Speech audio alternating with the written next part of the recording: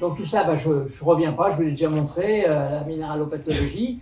Voilà comment on regarde vous voyez, il y a un implant essure, et puis il y a une coupe de tissu de trompe. Donc on permet de corréler l'exposome, c'est-à-dire l'implant, à l'analyse de l'exposome, et la maladie tissulaire, c'est-à-dire les granulomes des trompes utérines. Voilà. À le microscope, ça on l'a déjà montré. Cette image-là, donc Emmanuel vous l'a déjà montré aussi. Hein, donc nous, ce qu'on trouve, c'est pas des éléments traces. Hein. J'étais à une expertise où l'avocat Baillat disait, mais c'est des quantités élémentaires. Non, nous, ce qu'on voit en microscopie électronique, et c'est très complémentaire de notre analyse avec celle de François, c'est-à-dire François, il mesure les éléments, et nous, on mesure des particules. Et ces particules-là, pour cette patiente en particulier, elles sont volumineuses. Elles font plusieurs microns. Ah, c'est pas des traces, pas du tout des traces, c'est de l'étain. Alors voilà, donc on a bien ce que me disait François Parent, on a bien un recul, vous voyez, c'est les reculs de nos 18 patients. Hein, ça va à 162 mois, à, disons, 60 mois, et donc la médiane est de l'ordre de 7 ans. Hein. Et ça, c'est très important, cet aspect-là. Et donc, tous ont des granulomes, sauf une qui a une fibrose, hein, et constamment. Donc, alors, ce qui est intéressant, c'est qu'en microscopie optique, eh bien, 7 fois sur 18 seulement, on trouve des particules suspectes, hein, et ce sont des anapathes qui ont l'habitude, et ne les voient pas, ces particules. C'est vraiment la supériorité, quand même, du MEB par rapport à la microscopie optique, parce qu'il n'y a que 7 fois sur 18, on voit des corps étrangers, alors qu'en microscopie électronique, eh bien, il y a constamment, on trouve des particules d'étain. Et c'est pour la raison pour laquelle maintenant, je ne devrais pas le dire, mais je comprends qu'il y ait beaucoup moins d'analyses parce que les résultats qu'on a donnés montrent avec une certitude absolue qu'il y a des particules d'étain chez toutes les patientes qui sont explantées, même 2 patientes qui ont relativement peu de symptômes. Hein. Et donc, on trouve chaque fois donc, des particules d'étain de manière considérable. Alors, donc l'évolution des signes locaux après explantation, les signes locaux s'améliorent, hein, c'est dans le cadre de notre article, que ce soit les douleurs pelviennes, les troubles de sphinctérien, les douleurs au rapport, bon, il n'y a plus d'hémorragie, bon, il y a une hystérectomie, ça mais les démangeaisons, les infections urinaires à répétition, tous ces signes locaux s'améliorent, mais pas complètement parfois, hein, ça dépend des patients. Voilà, vous voyez un petit peu ce qu'on trouve autour de l'implant. Eh bien, vous voyez, on trouve un espèce de manchon organique, comme si cette zone de soudure qui se corrode énormément, eh bien, libérait donc des particules et il y a une réaction inflammatoire autour de cette zone de soudure. Là, on est autour de la soudure, là. Hein. Vous voyez, là aussi, là, c'est la soudure, elle est là. Vous voyez, il y a le gros qui arrive, et là aussi. Donc, il y a une réaction inflammatoire, et donc on trouve ces particules d'étain qui sont émises par la soudure et qui aboutissent dans le tissu inflammatoire de l'utérus. Voilà. Donc, ce qui est important de dire, et je pense qu'il faut séparer la thématique pour l'action judiciaire. Pour l'action judiciaire, je pense qu'il faut séparer 2 choses, c'est les signes locaux et les signes généraux. Pour ce qui est des signes locaux, je crois, et peut-être si on fera peut-être les scientifiques et les médecins qui travaillent là-dessus, peut-être faire une communication, dire qu'il y a une certitude scientifique, il y a une certitude hein, d'une corrélation causale pour ce qui est des signes locaux entre les implants défectueux, hein, il y a une corrosion de l'implant, et les symptômes des patientes.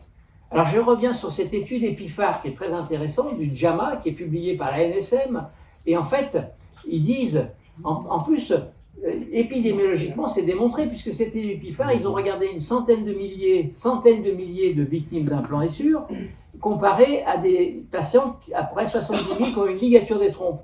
Et ils voient qu'il y a 3-4 fois plus de risque d'être réopérés au niveau génital chez les victimes d'implants essures. Donc c'est démontré épidémiologiquement, c'est démontré par des études locales, par microscopie électronique, par analyse ICP-MS. Donc je pense qu'on ne peut plus dire, et récemment, donc en mai 2022, il y a un spécialiste de biomatériaux des USA, et en plus, je crois que c'est Bayer qui les a financés pour analyser les implants. Il voulait peut-être, et en fait, il a confirmé exactement tout ça, qu'il y a une corrosion majeure. Donc, si vous voulez, l'équipe Chaîne et Parents aussi, ce qui est sorti, qui est passionnant, qui a été fait, c'est d'avoir une étude témoin conséquente, parce que donc les Bayern nous disaient, mais vous n'avez pas de témoins. Nous, on avait fait une petite étude déjà sur 6-8 témoins où on voyait qu'il y avait une différence très nette. Mais là, c'est sur 70 patients, 100 patients, c'est extrêmement significatif. Donc, je pense qu'on est en droit de dire, et je pense que c'est un déni de justice, de ne pas reconnaître, en tout cas, la certitude d'une relation causale au niveau des signes locaux. Hein. Après, il y a les signes généraux. Alors effectivement, les signes généraux, je pense que c'est une haute probabilité. On ne peut pas dire qu'on a une certitude parce qu'il faut qu'on étudie mieux les mécanismes idiopathologiques. Alors ces patients, en fait, c'est des syndromes qui se mélangent. Donc il y a ce fameux syndrome ASIA, qui veut dire auto-immune syndrome induced by adjuvant, bien qu'il n'y ait pas d'anticorps auto-immuns importants, hein, de préciser, mais c'est le syndrome ASIA qu'on voit chez des patientes qui ont des intoxications aux métaux, en particulier dans les myofascites à macrophages où l'ALU est suspecté, dans les prothèses mammaires, ces patients qui ont des syndromes ASIA, il y a le silicone, mais il y a aussi des métaux qui peuvent être impliqués, et puis aussi des troubles neurologiques après des vaccins, dont on sait qu'il y a des contamination par des particules minérales. Et en particulier, il y a un vaccin, le Meningitech, où ça a été même confirmé par la NSM, il y a des particules d'étain. Donc, si vous voulez, je pense que ça se rejoint avec un syndrome d'intoxication aux métaux, et que l'on voit chez les victimes de cette série d'implants de hanches métal-métal. Eh bien, ces victimes, alors c'était surtout le cobalt, mais il y avait aussi l'acier, eh bien, on fait des troubles mnésiques, des signes neurologiques d'intoxication aux métaux. Et donc, c'est aussi, et ça se voit aussi dans ce qu'on appelle le syndrome d'intoxication aux organeaux éteints, qui a été décrit depuis l'époque du Stalinon, où il y a eu une crise sanitaire extrêmement sévère, un pharmacien qui avait commercialisé des gélules pour traiter les furoncles, et finalement il y a eu des cas graves, des accidents graves, et c'est depuis 1953 qu'on sait que les organeaux éteints sont dangereux, sont neurotoxiques. Voilà. Et donc, et ça se voit aussi dans les troubles c'est des troubles du système nerveux autonome, et il y a un déséquilibre entre le système sympathique. Le système sympathique, c'est l'adrénaline et la noradrénaline, et le système parasympathique, retenez bien, c'est l'acétylcholine. L'acétylcholine, or, et c'est Michel Lagarde qui est là, qui a confirmé, et Aline Auroux, les chimistes, ont confirmé que cette... Alors, j'anticipe un peu, là, donc ces patientes-là aussi, elles s'améliorent toutes, mais un certain nombre restent symptomatiques. Et ce qui est sûr également quand même, alors pour Gilles, dans l'étude des 18 cas, il y a pratiquement eu des dosages systématiques de nickel, et c'est très impressionnant parce qu'il y a quand même 10 sur 16 qui ont des taux élevés de nickel, et c'est le nickel qui est le plus fréquemment élevé dans le sang, et on a relativement peu et l'étain est moins souvent élevé, je pense, que si on fait systématique, mais on n'a pas fait d'études systématiques de l'étain. Alors on voit tout en étain, des patients qui ont des taux normaux, et des patients qui ont des taux variables, et puis il y a des patients qui ont des taux à 10 fois la limite supérieure de la normale, avec des symptômes extrêmement importants. Et le chrome, c'est beaucoup moins souvent qu'on trouve des taux élevés de chrome. Voilà, oui, cette étude, et en fait on savait depuis 2004, les études précliniques avaient montré qu'il y avait un relargage extrêmement, c'est des implants qu'ils avaient mis dans du sérol salé, tamponné, et ils regardaient les dosages d'ions. Et on voyait qu'il y avait 27 microgrammes par jour de relargage d'étain contre 0,14 pour le nickel, c'est-à-dire 200 fois plus, hein, en quantité de relargage d'étain. Et alors il disait, ce qui n'est pas grave, c'est qu'en fait, il y a 100 000 microgrammes par jour de prise d'ingestion de nickel, d'étain. Ce qui est faux.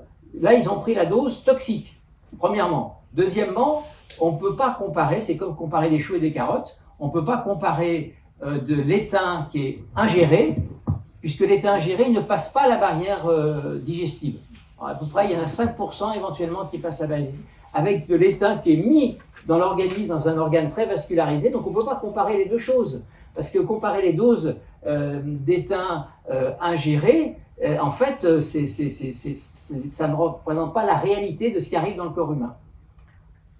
Voilà, et donc, en fait, dans ces travaux, ils montraient qu'en fait, ce qui était important, c'est que ça tienne 6 mois, quoi. Hein. Il n'y avait pas d'intégrité mécanique chez les études qui ont été faites chez les animaux, tout ça, qui était maintenu. Et donc, dans tous les cas, ils savaient qu'il y avait une corrosion importante, mais le coil extérieur était maintenu, rattaché, et donc ça suffisait. On fait 6 mois, sans se soucier qu'en fait, de devenir après, au bout d'1 an, 2 ans, 3 ans, 4 ans, 5 ans, l'important c'était que le résultat soit 6 mois, la trompe est bouchée, et en fait, je crois qu'il y a eu une erreur enfin, ça suffisait pas. Hein. Après, c'est toujours facile de refaire le monde.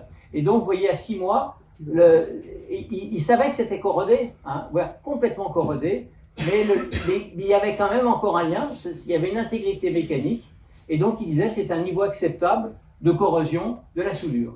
Voilà. Et donc ça a permis d'obtenir la commercialisation et de passer les barrières de la HAS et de la NSM, alors que je pense qu'on aurait dû être quand même plus prudent sur l'autorisation de ces implants. Voilà. Alors voilà, ça c'est Gilbert là, qui a publié récemment. Vous voyez, au bout de 12 jours, comment elle alors peut-être qu'il y a effectivement, c'est surtout au début, au bout de 12 jours, voici comment sont corrodés les implants.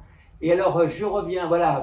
Alors ça, c'est l'étude de Gilbert, là, qui est parue récemment. Vous voyez qu'il y a 10 ppb, c'est parti par milliard de nickel qui ressort dans le bain. Et pour l'étain, c'est 200. C'est beaucoup plus élevé et ça continue à monter. Et dans l'étude de Gilbert, 3 mois après, il y a la poursuite d'une corrosion de l'étain et d'envoi d'étain dans l'organisme. Alors, c'est très important, ces travaux. Il y a peut-être une réflexion. Je pense que je suis d'accord quand même que c'est peut-être un cocktail de métaux.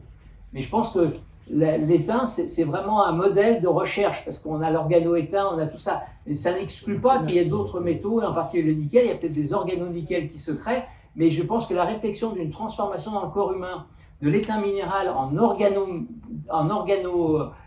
est très intéressante. Et donc, il y a un travail qui est validé par Michel Lagarde, qui sont des grands chimistes, et Aline Auroux, et donc qui m'ont dit c'est un travail sérieux. Eh bien, on revient à cette acétylcholine. Eh bien, il faut savoir que la méthylation de l'étain peut se faire avec l'acétylcholine. L'acétylcholine, qui est un neuromédiateur, peut donner à l'étain minéral qui peut arriver au contact des terminaisons nerveuses, peut donner à ces ions éteints, et bien faire et créer donc de l'organoétain. Hein. Et donc l'acétylcholine qui est le neuromédiateur du système parasympathique. Donc c'est une hypothèse physiopathologique, à mon avis, qui est vraiment crédible. Et il y a une deuxième hypothèse aussi, il y a des travaux de l'équipe de Pau qui ont montré que les microbes peuvent transformer l'étain minéral en organoétain. Et donc il peut être possible qu'en fonction du microbiote de chaque utérus, parce qu'il y a plein de microbes dans l'utérus, et il y a des microbes plus ou moins différents, ça dépend de la nature des microbes, et il est possible que certains microbiotes favorisent de manière plus importante la transformation en organoétain. Voilà, alors ça, vous voyez, c'est les signes de l'intoxication à l'organoétain. On retrouve absolument, vous voyez, troubles de la vue, malaise, encéphalopathie, œdème au cerveau qui explique les céphalées, dépression, diplopie, sensation de déséquilibre. Enfin, ce sont des symptômes que l'on voit aussi. Hein. Donc, ça se recoupe en fait avec le syndrome ASIA, le syndrome d'intoxication métallique, le syndrome d'intoxication aux organoéteints. Voilà, l'affaire du Stalinon, vous voyez, c'était en 1954. Hein. Et donc, ce pharmacien, il y a eu des accidents toxiques extrêmement sévères. Alors, il ne faut pas s'inquiéter par rapport... là, il y avait des très grosses doses d'organoétain. Hein. C'est ce que je veux dire. Peut-être que ce qui se passe, pour expliquer les symptômes, en partie, c'est des phénomènes organoétain. Ces petites quantités d'organoétain peuvent donner des symptômes relativement modérés par rapport à ce qu'ont présenté les victimes du Stalinon. Voilà. Donc, tout ça pour dire, en conclusion, sur cette relation causale, je pense qu'elle est certaine, et je crois qu'il faut qu'on le dise. Peut-être faudra faire un communiqué des scientifiques qui s'intéressent à cette thématique pour appuyer ça par rapport aux juges. On ne peut pas dire qu'il n'y a pas de relation causale, c'est faux. Pour les signes locaux, c'est certain. C'est certain. Et je pense pour les signes systémiques, eh bien, il faut faire avancer la compréhension de ce mécanisme. Nous pensons que ça serait intéressant, par exemple, les tissus comparer 100 tissus qui n'ont pas d'implant et avec une centaine, en dosant l'organoétain, mais c'est un examen qui est coûteux, il faut que ça soit étalonné, il y a très peu de centres qui font en France, et ça, je pense que dans le cadre des budgets que donne la DGS, ça serait une étude qui sera à faire, et étudier aussi le rôle du microbiote utérin, et puis pour les patientes qui gardent des symptômes, il peut y avoir une réflexion, et donc, a fortiori, si en plus on s'aperçoit qu'il y a des dosages qui restent élevés, sur l'intérêt éventuellement de chélateurs. Les chélateurs n'ont pas une bonne presse en France, mais il y a des endroits, aux États-Unis, en Belgique, en Suisse, où il y a des traitements chélateurs qui sont tout à fait reconnus. Là, la chélation en France, elle se fait un peu de manière clandestine. Mais c'est peut-être l'occasion, de proposer des études cliniques qui soient validées scientifiquement, validées par la DGS, validées par la NSM, pour étudier des chélateurs pour des patientes qui ont vraiment des symptômes invalidants qui persistent après l'ablation. Voilà, donc écoutez, merci. Et puis voilà, je vais donner donc on discutera dans le cadre de la table ronde. Et puis je vais donner la parole à ce moment-là à Olivier, qui va nous parler des chélators. Voilà.